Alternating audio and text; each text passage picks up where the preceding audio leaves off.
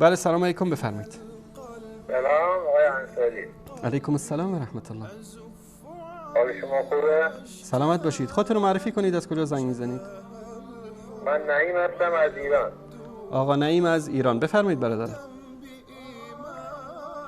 غرض از مزاحمت اینه که خب در کل توهین به صحابه هر کدوم اصلا هیچ فرقی نمیکنه.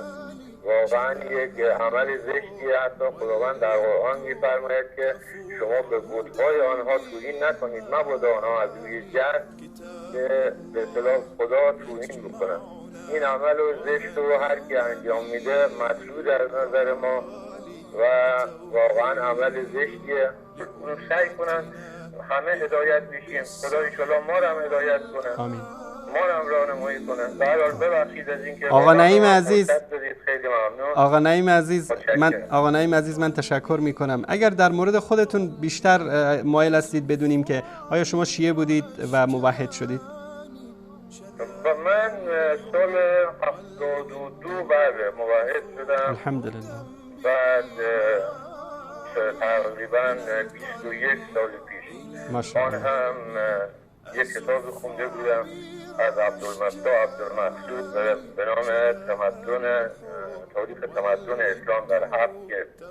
ماشاءالله. وقتی که این کتاب رو کامل خوندم بالاخره یه سری اطلاعاتی بوده، ما پای منبرها می نشستیم همینجوری و البته ذهنیت اینو داشتم قبل از این که هم می دونستم همه چیز الله، چون قرآن رو می خوندم مثلا ششم ابتدایی اینا بودم، ولی با تأمل یک سال ماه رمضان واقعا چند بار با تأمل قرآن رو خوندم که به نظر من حلال مشکلاته. یعنی واقعا انسان جز خدا واقعا شرکه. یعنی به نظر من حتی به یعنی خدا در قرآن حتی پیامبران هم بری از خطا ندونسته. حالا من چون یه سری از رسال رو آماده نکردم ولی حتی اونجا حضرت نوح از خدا چیز میخواد، به اصطلاح حضرت ابراهیم مثلا اشتباهی میکنه از خدا طلب بخشش میخواد.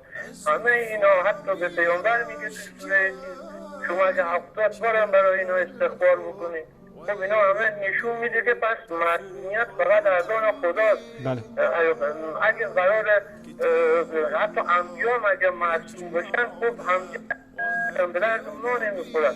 یکی باید همجا که قرآن هم میگه درست پیغمبر بشری مثل شما بود، هیچ فرقی با شما نداره.